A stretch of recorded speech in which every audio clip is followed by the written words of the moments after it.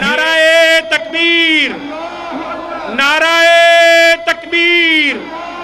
علامہ تیرا قافلہ رکا نہیں تھما نہیں، علامہ تیرا قافلہ، علامہ تیرا قافلہ، علامہ تیرا قافلہ۔ نعرہ تکبیر، خلافت راشدہ، خلافت راشدہ، شان صحابہ، شان صحابہ۔ جناب حضرت مولانا علامہ شام الہی ظہیر صاحب، جناب حضرت مولانا علامہ شام الہی ظہیر صاحب۔ نحمدہ و نصلی علی رسولہ الکریم، اما بعد، اعوذ باللہ من الشیطان الرجیم۔ محمد الرسول اللہ صلی اللہ علیہ وسلم والذین معہ اشداء علی الکفار رحماء بینہم۔ معزز سامعین گرامی قدر، میرے پیچھے میری جماعت کے علم و عمل کے ایسے ایسے سورج اور آفتاب بیٹھے ہیں کہ جن کے سامنے ہماری حیثیت شب آخر کے ایک چراغ کی سی بھی نہیں۔ میری مراد جماعت کے عظیم الشان محدثین حافظ مسعود عالم شیخ ارشاد الحق عصری حافظ شریف صاحب حافظہم اللہ، اور ان کے علاوہ حنیف ربانی صاحب، عبدالرشید حجازی صاحب، کتنے نام ایسے ہیں جو علم و عمل کے آفتاب ہیں، اور کتنے ہمارے اسلاف ہیں جو دنیا سے چلے گئے۔ یہ شمع جلا کر، یہ شمع روشن کر کے داؤد غزنوی ہوں، اسماعیل سلفی ہوں، حافظ محمد گوندلوی ہوں، علامہ احسان الہی ظہیر ہوں، کہ ہزار دماغوں کا ایک انسان جانے کہاں کھو گیا ہے۔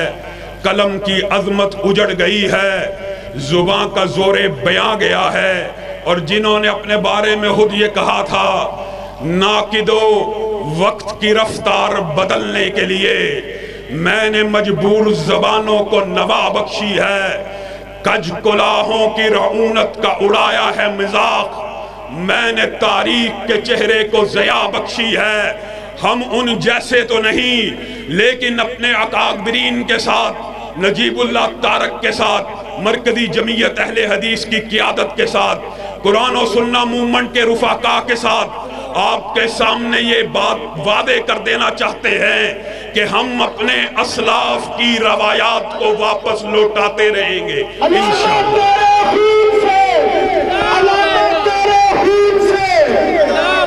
اس کی تھوڑی ایکو کم کرنا۔ معزز سامعین گرامی قدر، آپ کے سامنے قرآن و سنہ موومنٹ نے، مرکزی جمعیت اہل حدیث نے ہمارے پہ یہ الزام لگایا جاتا ہے، بڑی سخت باتیں کرتے ہیں، فرقہ وریت کو پھیلاتے ہیں۔ آپ کا فیصل آباد اس بات کا گواہ ہے کہ وبا کے دنوں میں جو بچے اپنے باپوں کو چھوڑ کے بھاگ گئے، جو بیویاں حامدوں کو چھوڑ کے بھاگ گئیں، جو باپ بچوں کو چھوڑ کے بھاگ گئے، جب ان کے غسل کی باری آئی، ان کے جنازوں کی باری آئی، یہ میرے ساتھی، یہ میرے بیٹے، یہ میرے رفقا، چاہے شیخ سلیم الرحمن ہو، چاہے مرکزی جمعیت کی قیادت ہو، انہوں نے ان میتوں کو غسل بھی دیا، ان کے جنازے بھی پڑھائے، ان کو کفن بھی دیا۔ اکیلے لاہور کے اندر قرآن و سنہ موومنٹ اور مرکزی جمعیت کے نوجوانوں نے 300 سے زائد کرونا میتوں کو غسل دیا۔ ملک کے اندر ہم نے یہ دیکھا کہ بریلوی آ رہا ہے، دیوبندی آ رہا ہے، اس کی میت کو غسل نہیں دینا، ہم نے دیوبندیوں کو بھی غسل دیا، بریلویوں کو بھی غسل دیا، بغیر تفریق دیا۔ ہمارے کچھ اشتراکات ہیں، کچھ مشترکات ہیں، کچھ اتفاقات ہیں۔ ہمیں یہ تانا دیا جاتا ہے مولوی ایک کے پیچھے نماز نہیں پڑھتے، 5 وقت کی نمازیں ہوتی ہیں، ہر بندہ اپنی مسجد کے اندر دوسرے کے پیچھے نماز نہیں پڑھتا۔ یہ ایک سیکولر، لبرل، ملحد بیانی ہے۔ جن چیزوں میں اتفاقات ہیں، اگر سارے مسالک ان میں اکٹھے ہو کے آپ کو بات کہتے ہیں، آپ تو وہ بھی نہیں مانتے، اور الزام یہ دیتے ہو نماز اس لیے نہیں پڑھتے جی، یہ اکٹھے نماز نہیں پڑھتے۔ بتائیے کون سا دیوبندی اور بریلوی ایسا ہے جس کے نزدیک غیر محرم عورت کے ساتھ میل ملاپ جائز ہو؟ کوئی نہیں ہے۔ اہل سنت کے یہ مکاتب فکر، ان کی آپس میں متفقات اور مشترکات ہیں، چوری کے خلاف، بے حیائی کے خلاف، شراب کے خلاف، زنا کے خلاف، سود کے خلاف، بے شمار معاملات ایسے ہیں جن میں ہم ایک ہیں۔ آؤ، اگر تم کہتے ہو مولوی ایک ہو جائیں گے، ہم کام شروع کر دیں گے۔ سارے مولوی اکٹھے ہیں بے حیائی کے خلاف، گھروں سے بے حیائی کو ختم کرو۔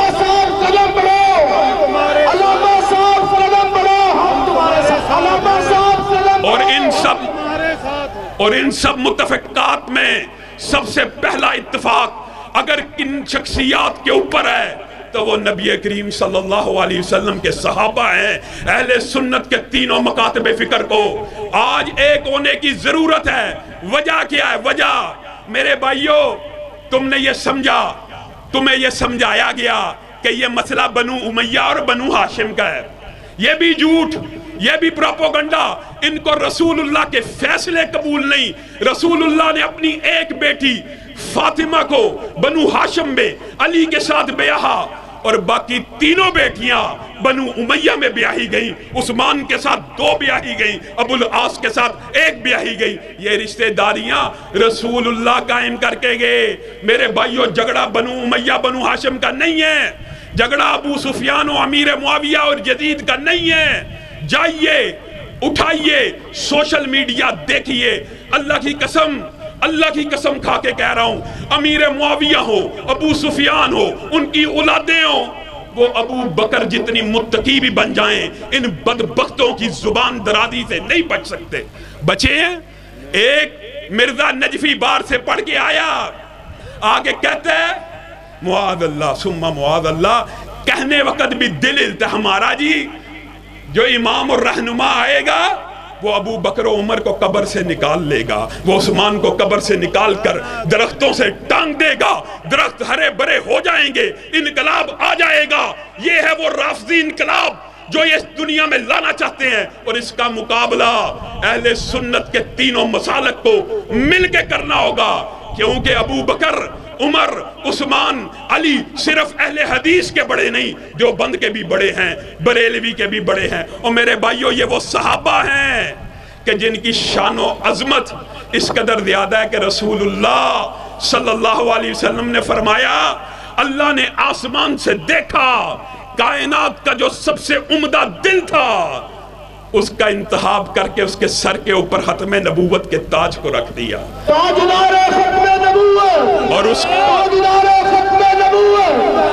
اور اس کے بعد کائنات میں نبیوں کے بعد سب سے افضل جو دل تھے، اللہ نے ان کو ٹٹولا، ان کو کھنگالا، ان کے ایمان کا، ان کے مقام کا جائزہ لیا، اور کسی کو میرا صحابی بنا دیا، کس کو سسرالی رشتہ دار بنا دیا، کس کو میرا دائیں کر دیا، کسی کو میرے بائیں کر دیا۔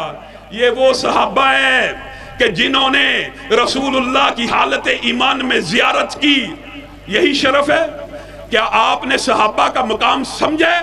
اللہ کی قسم، صحابی کا مقام وَكُلًّا وَعَدَ اللَّهُ الْحُسْنَى، ہر صحابی جنتی، اور صحابہ کے اندر بھی مراتب ہیں۔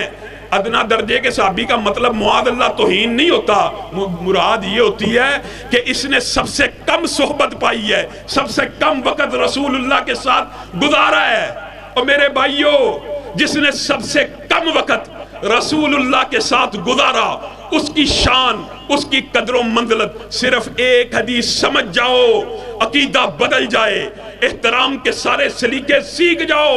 یہ جو شمع رسالت کے پروانے ہیں، ان کا مقام و مرتبہ یہ ہے کہ ادنا درجے کا صحابی، یعنی جس نے سب سے کم وقت رسول اللہ کے ساتھ بتایا ہے، یہ کیا کرے؟ آپ اور میں، امت کا کوئی بھی بندہ اٹھے، احد پہاڑ جتنا سونا خرچ کرے، چاندی خرچ کرے، مفہوم رکھ رہا ہوں آپ کے سامنے، ہیرے جواہرات خرچ کرے، پیسوں کی تھدیاں احد پہاڑ جتنی 9 کلومیٹر لمبے ڈھیر خزانے کے لگے ہوں، خالص اللہ کے لیے اس کو خرچ کر دیا جائے، خالص اللہ کے لیے۔ آپ بتائیے، اس میں نہ ریا ہے، نہ کوئی مبالغہ ہے، اللہ کے لیے خرچ کرنے کا ثواب آپ کو پتہ ہے۔ اور ایک صحابی جو ادنا درجے کا ہو، وہ ایک ہاتھ نہیں، آدھ ہاتھ آٹا جو گندم اللہ کے راستے میں خرچ کر دے، اللہ تعالیٰ اس آدھ ہاتھ کے آٹے جو کی قدر و منزلت اور ثواب اور وزن احد پہاڑ سے زیادہ کر دیتے۔ عظمت صحابہ، شان صحابہ، رفعت صحابہ، فضائل صحابہ، میرے بھائیوں، راشدہ، میرے بھائیوں، صحابہ کو یہ مقام و مرتبہ کیوں ملا؟ کبھی آپ نے غور کیا کیوں ملا؟ ایک خاص وجہ سے ملا۔ یہ بھی ایک لمبا چوڑا باب ہے، صرف چند باتیں آپ کے گوش گزار کرتا ہوں۔ پتہ کیوں ملا؟ رسول اللہ خطبہ دے رہے ہیں، سامنے ایک صحابی کو دیکھا، بیٹھ جاؤ، کہنا اس کو مقصود ہے۔ ایک صحابی مسجد کے باہر جہاں پہ جوتے اتارتے ہیں، جہاں پہ پائیدان رکھا ہوتا ہے، جہاں پہ ایک باؤنڈری لائن ہوتی ہے کہ اس سے آگے مسجد شروع ہو رہی ہے، ایک صحابی وہاں پہ کھڑے ہیں، کان میں آواز آئی بیٹھ جاؤ، ادھر ہی بیٹھ گئے۔ رسول اللہ صلی اللہ علیہ وسلم، اب مفہوماً آپ کے سامنے رکھتا ہوں بات، مسکرانا شروع ہو گئے۔ پوچھا، میں نے آپ سے تو نہیں تھا کہا بیٹھ جائیے، میری مراد کوئی اور تھی۔ جواب دیا تو زبان حال سے مفہوماً یہ دیا، آقا آپ کا حکم کان سے ٹکرایا، بیٹھ جاؤ، کھڑا رہتا تو ایمان ختم ہو جاتا۔ اہل حدیث کا ناصر، اہل حدیث کا ناصر، اہل حدیث کا ناصر۔ میرے بھائیوں، یہ وجہ صحابہ کے معیار کی، صحابہ کے ایمان کی۔ فَإِنْ آمَنُوا بِمِثْلِ مَا آمَنْتُمْ بِهِ فَقَدْ اهْتَدَوْا۔ ان کے ایمان کو معیار ایمان تیرے اور میرے لیے کیوں بنایا گیا؟ رسول اللہ نماز پڑھے ہیں، رسول اللہ صلی اللہ علیہ وسلم نے جوتی اتار دی، سارے صحابہ انہوں نے جوتیاں اتار دی۔ رسول اللہ نے کہا، مجھے تو جبریل امین نے آگے بتلایا تھا تیری جوتی کے نیچے فلاں فلاں چیز لگی ہوئی ہے، تم نے کیوں اتاری؟ اور بھائیو، یہ ہے زبان حال، یہ ہے ایمان، یہ ہے اطاعت، یہ ہے اتباع، جس کی وجہ سے صحابہ اس قدر بلند مقام پہ فائز ہوئے۔ کہا رسول اللہ آپ نے جوتی اتار دی، ہم جوتی پہنے رکھتے تو ایمان ضائع ہو جاتا۔ یہ وہ صحابہ ہیں، رکوع کے عالم میں ایک بندے نے آ کے کہا قبلہ بدل گیا، رسول اللہ نے قبلے کو نئی جہت دی ہے۔ میں خود رسول اللہ صلی اللہ علیہ وسلم کو دیکھ کے آیا ہوں، وہ دوسری طرف خانہ کعبہ کی طرف منہ کر کے نماز پڑھے۔ آپ میں سے جو ساتھی مدینہ گئے ہیں، وہاں پہ ایک مسجد ہے، مسجد قبلتین۔ یہ واقعہ اس جگہ کا ہے، قبلہ تبدیل ہونے کا نہیں، یہ خبر آنے کا۔ خبر آئی، صحابہ کس عالم میں تھے؟ رکوع کے عالم۔ رکوع میں خبر آئی، رسول اللہ نے چہرہ خانہ کعبہ کی طرف کر دیا ہے۔ صحابی رکوع سے سر اٹھا سکتا تھا اور اٹھانے کے بعد قبلہ تبدیل کر سکتا تھا، لیکن اس نے رکوع کے اندر ہی چہرے کو پھیرا۔ زبان حال یہ کہہ رہی ہے کہ اللہ کے رسول کا کوئی عمل میرے کان سے ٹکرا جاتا اور میں سر کو اٹھا لیتا تو میرا تو ایمان ضائع ہو جاتا۔ اطاعت مصطفیٰ، اتباع مصطفیٰ، نعرہ تکبیر۔ میرے بھائیوں، اللہ رب العزت نے اسی لیے صحابہ کے لیے قرآن پاک میں ایک سنت کو مقرر کیا۔ وَإِذَا قِيلَ لَهُمْ آمِنُوا كَمَا آمَنَ النَّاسِ قَالُوا أَنُؤْمِنُ كَمَا آمَنَ السُّفَهَاءُ أَلَا إِنَّهُمْ هُمُ السُّفَهَاءُ۔ اللہ کی ایک سنت ہے، یہ مقدمہ، یہ فلسفہ آج سمجھ کے جائیے۔ جو بندہ صحابی کے بارے میں جو لفظ بولے گا، اللہ بھی وہ لفظ اس کے اوپر پلٹاتا ہے۔ تیرا اور میرا کام بھی یہی ہے، وہ لفظ اس کے اوپر پلٹایا جائے۔ اللہ کیا کہہ رہا ہے؟ انہوں نے کہا کیا ہم ان بے وقوفوں کی طرح ایمان لے آئیں؟ الا انہم ہم السفہاء، اور میرے نبی کے صحابہ بے وقوف نہیں ہیں، بلکہ یہ جو بکواس کر رہے ہیں وہ بے وقوف ہیں۔ قالوا انما قالوا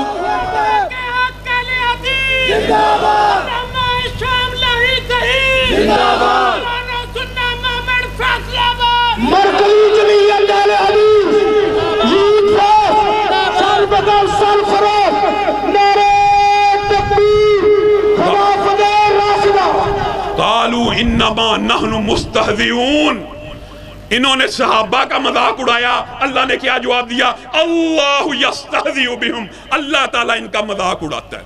آج صحابہ کے بارے میں جو مرضی زبان درازی کرو، ایک بدبخت 11 پرچے ہوئے نام کا علوی اٹھا، کہنے لگا نفس علی نفس رسول ہے، کہنے لگا نفس علی نفس اللہ ہے۔ میرے بھائیوں، یہ کیسی کیسی گستاخیاں کرتے ہیں، آپ نے کبھی سوچا نہیں، اور سامنے بیٹھنے والے واہ واہ کر رہے ہوتے ہیں، اور ہم اگر کہتے ہیں ان کی زبانوں کو لگام دو، یہ فرقہ وریت ہے۔ اور فرقہ وریت تمہیں نظر نہیں آتی، وہ بکواس کرتے ہوئے کیا کہتا ہے؟ امی عائشہ کو رسول اللہ نے تو اپنی زندگی میں واقعی طلاق نہیں تھی دی، لیکن چونکہ نفس رسول ہیں، علی نفس رسول ہیں، بعین ہی بذاتی ہی ویسے ہی ہیں جیسے رسول اللہ ہیں۔ تو جنگوں کے بعد علی نے کیا کہہ دیا تھا؟ کیا کہا تھا امی عائشہ کو کہ عائشہ میں نے تجھے طلاق دی، شادی اور نکاح رسول اللہ سے ہوا، طلاق علی نے دی، کس بنیاد کے اوپر؟ نفس رسول کہہ کے۔ اس بدبخت کو شرم اور حیا نہیں آئی کہ یہ بات کیا کر رہا ہے؟ جو نفس رسول جس طریقے سے تو بنا رہا ہے، بتا فاطمہ اور علی کا آپس میں رشتہ کیا بنتا ہے؟ یہ بدبخت ایسے گستاخ ہیں، اتنی بڑی توہین کر جاتے ہیں، اتنی بڑی گستاخی کر جاتے ہیں، اور الزام ہم فقیروں کے اوپر، الزام پھر بھی اہل حدیث کے اوپر، دیوبند کے اوپر، بریلوی کے اوپر۔ وہ جلالی صاحب نے جو بھی بات کی، انہوں نے یہی کہا تھا نا کہ فاطمہ رضی اللہ نے اجتہادی غلطی کی، وہ تو فرقہ وریت ہے، اس کے جرم میں تو گرفتاری ہوگی۔ یہ علوی علل اعلان نبی کی باقی بیٹیوں کا نسب کسی اور کے ساتھ جوڑے۔ میرے بھائیوں، ہم میں سے کوئی بدبخت اٹھے اور معاذ اللہ یہ کہ فاطمہ بنت رسول اللہ نہیں ہے، فاطمہ بنت فلاں ہیں، یہ نسب کا تبدیل ہونا کتنی بڑی توہین اور الزام ہے۔ یہ تو توہین اور الزام ہے، لیکن نبی کی باقی بیٹیوں کا نسب یہ بدبخت جس کے ساتھ مرضی جوڑیں، یہ توہین نہیں ہے۔ اسی لیے تحفظ بنیاد اسلام بل کے اوپر ان کو تحفظات ہیں۔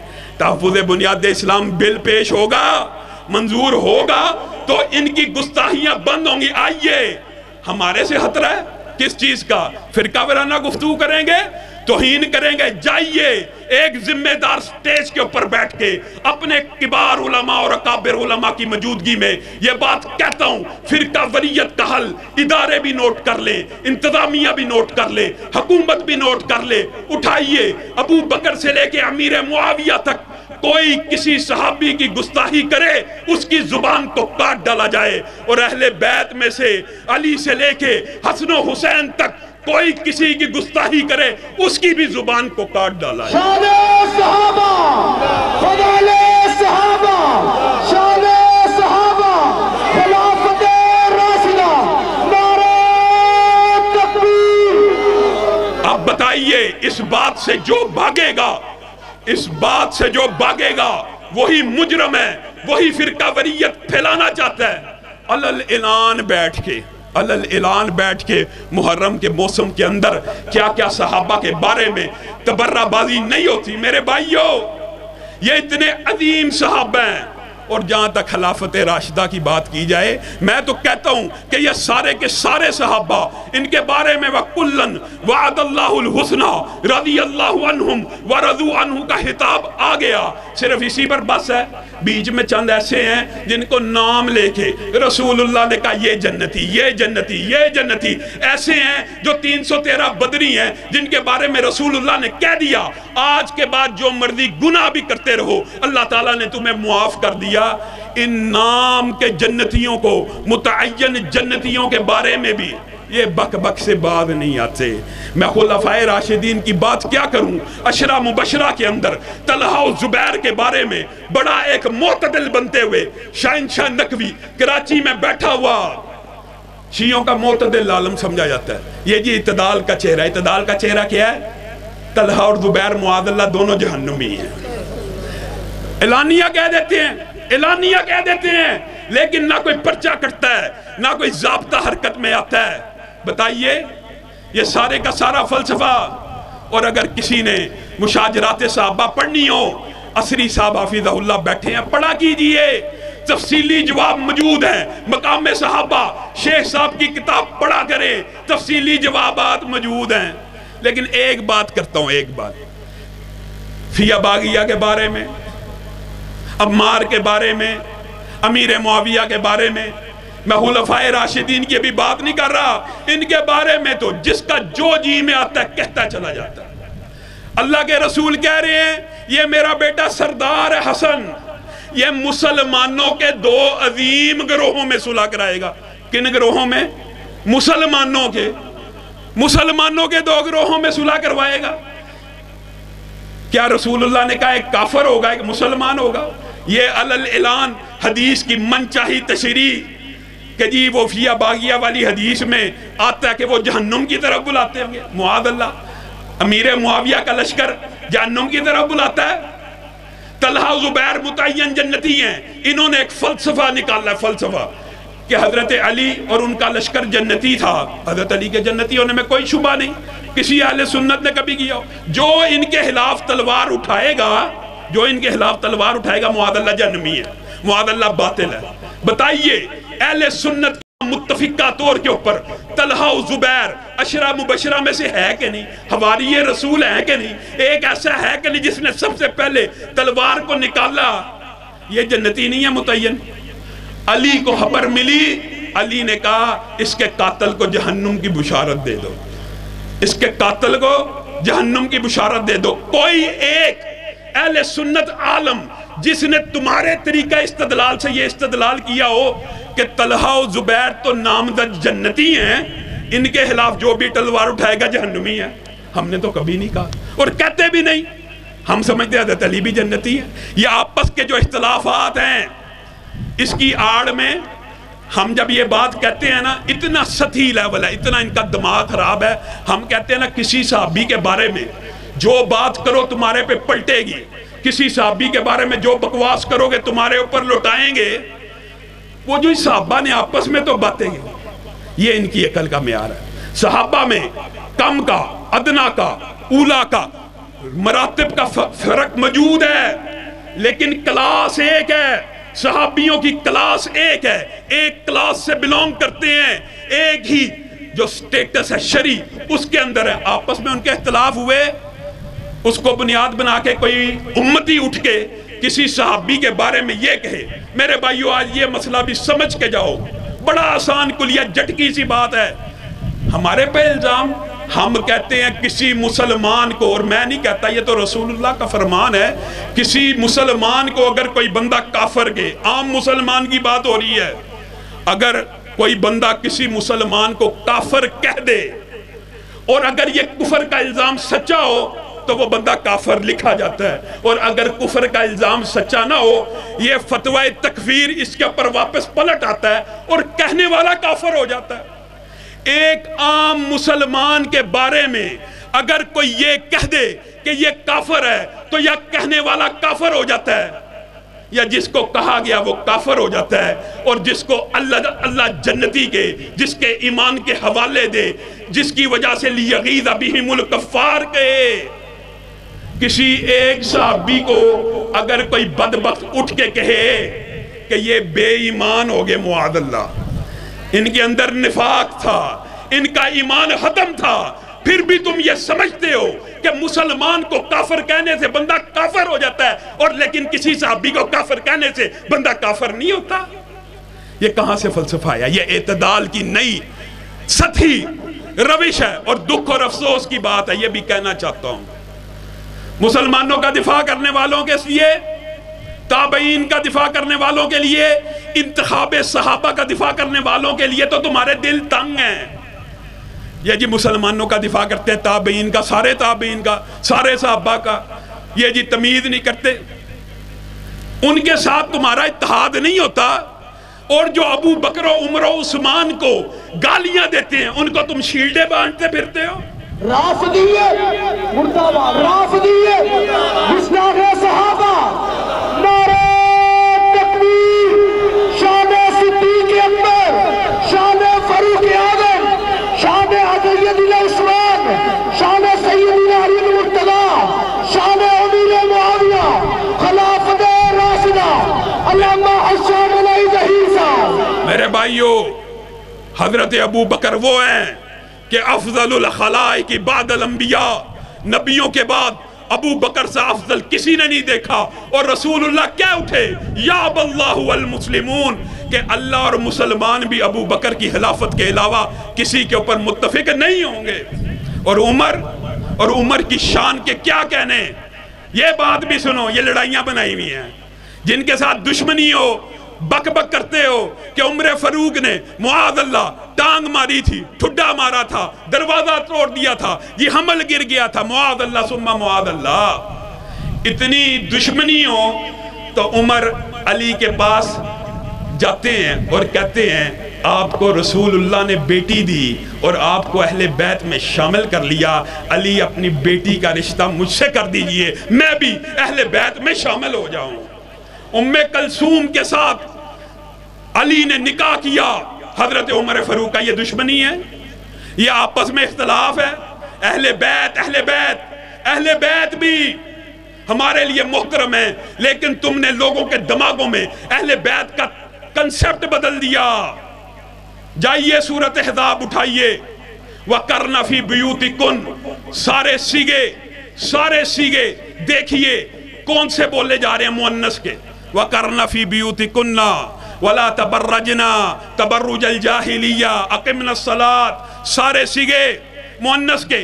اور اللہ تعالیٰ رسول اللہ کی بیویوں کو خطاب کرنے کے بعد انما یرید اللہ لیذہب عنکم الرجس اہل البیت کہہ رہا ہے۔ اگر بات یہاں پہ مکمل ہوتی، کوئی فتنے باز کہتا پچھلا خطاب تو عورتوں سے تھا، ازواج سے تھا، اگلی آیت صرف اولاد کے بارے میں، کوئی کہہ سکتا ہے؟ لیکن آیت ختم ہونے کے بعد بھی اللہ نے خطاب مؤنث سے کیا، وَذْكُرْنَا، پھر ازواج کے ساتھ۔ اور یہ بات میرے بھائیوں بڑی عام فہم ہے، کوئی آپ کے پاس آئے اور آپ سے پوچھے آپ کی گھر والی کا کیا حال ہے، تو اس سے مراد کیا صرف بیٹی اور بیٹے ہوں گے یا بیوی بھی ہوگی؟ بلکہ ہمارے معاشرے میں تو گھر والی کو کہا ہی بیوی جاتا ہے، اور گھر والے کا پوچھا جائے خامد کہا جاتا ہے۔ اور یہ بات اللہ نے قرآن میں بھی کی ہے کہ اہل بیت بیوی کو اللہ نے قرآن میں کہا۔ سورۃ احزاب کی طویلیں اور تشریحات کرتے ہو، سورہ ہود کے اندر جو آتا ہے اتعجبین من امر اللہ، سارا کو بشارت ہوئی، مسکرانا شروع ہوگی، حیران ہوگی، کہا اللہ کی بات کے اوپر حیرانگی کا اظہار کرتی ہیں، رحمت اللہ وبرکاتہ علیکم اہل البیت، سارا کے بارے میں اللہ قرآن میں اہل بیت کہہ رہا ہے۔ ان کا اہل بیت عجیب ہے، بیویاں باہر، اور جو اعزازی، کوئی اعتراض نہیں، حضرت علی کی تنقیص کرنا مقصود نہیں ہے، ان کو اللہ تعالیٰ نے رسول اللہ کے ذریعے اہل بیت میں شامل کر دیا ہمارے سر آنکھوں پہ۔ لیکن یہ کیا، جو حقیقی اہل بیت ہیں ان کو تم باہر نکال دو، جن کو رسول اللہ اعزازی طور پہ اہل بیت بنائیں، صرف تمہارے نزدیک وہی اہل بیت۔ نہ ہمیں رسول اللہ کی بیٹیوں کے نام پتا، نہ ہمیں رسول اللہ کے باقی نواسے اور نواسیوں کے نام پتا۔ ہماری کیا تحقیق ہے؟ ہمیں رافضی پراپوگنڈے نے جکڑا ہوا ہے۔ حضرت عمر وہ ہیں کہ جن کی زبان سے حق کے علاوہ کوئی چیز جاری نہیں ہوتی۔ ہر امت میں ایک محدث ہوتا ہے، اور رسول اللہ کی امت میں اگر کوئی محدث ہے تو وہ عمر ابن خطاب شان فاروق اعظم، شان فاروق اعظم۔ اور خلافت راشدہ میں عثمان کا جو مقام و مرتبہ ہے، رسول اللہ بیٹھے ہوئے ہیں، کپڑا اوپر ہے، کپڑا اوپر ہے، عمر آئے کپڑا اوپر رہا، ابو بکر آئے کپڑا اوپر رہا، عثمان کی آمد کی اطلاع ملی، رسول اللہ صلی اللہ علیہ وسلم کپڑوں کو سیدھا کرنا شروع ہو گئے۔ کہا آقا ہم نے عجیب منظر دیکھا، آپ کے سسر آئے، پہلے سسر آئے کپڑا ادھر، دوسرے سسر آئے کپڑا ادھر، احترام اور مقام تو ان کا ہے، آپ نے کپڑا سیدھا نہیں کیا۔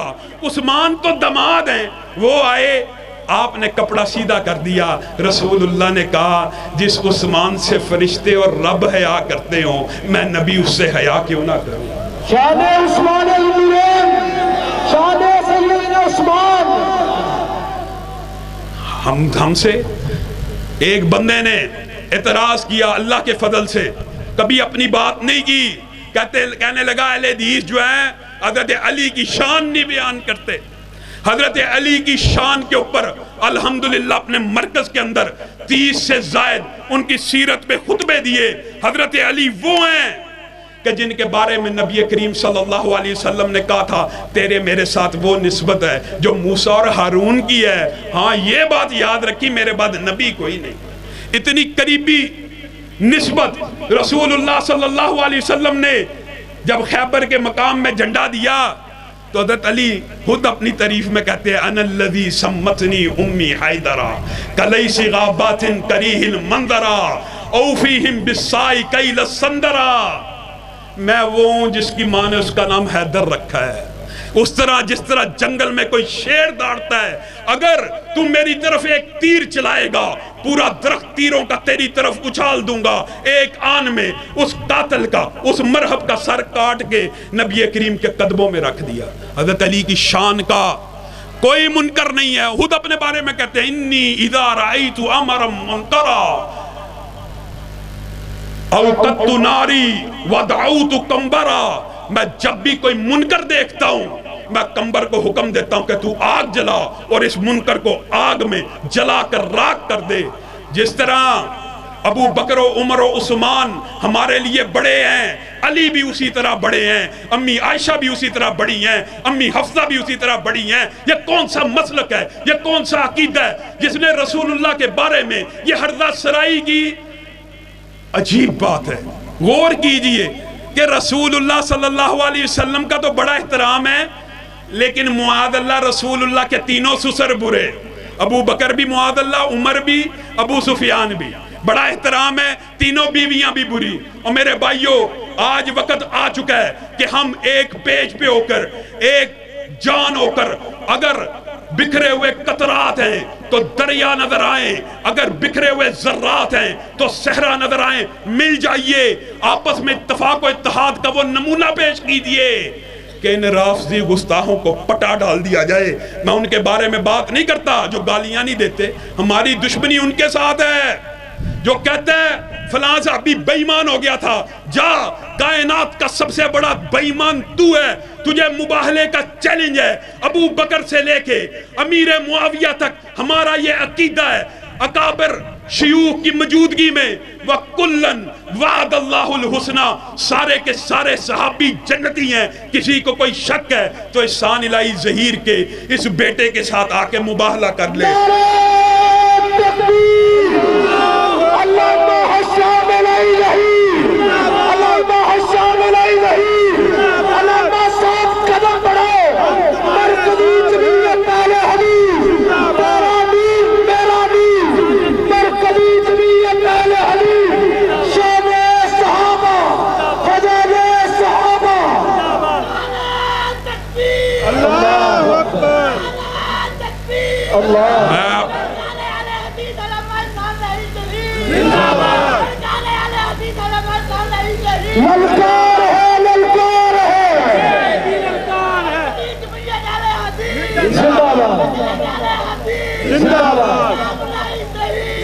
میں اپنی بات کو ان اشعار پہ ختم کرتا ہوں کہ آپ مرکزی جمعیت کے اہل حدیث یوتھ فورس کے اور قرآن و سنہ کے پلیٹ فارم کے اوپر اپنے رکنیت فارم بھی بھریں اور انشاءاللہ خون دل دے کے نکھاریں گے روح برگ گلاب. ہم نے گلشن کے تحفظ کی قسم کھائی ہے اور یہ گلشن کسی کے باپ اور دادا کا نہیں. اس گلشن کے دو ہی پھول ہیں. ایک رب کا قرآن ہے اور ایک رسول اللہ صلی اللہ علیہ وآلہ وسلم کا فرمان ہے.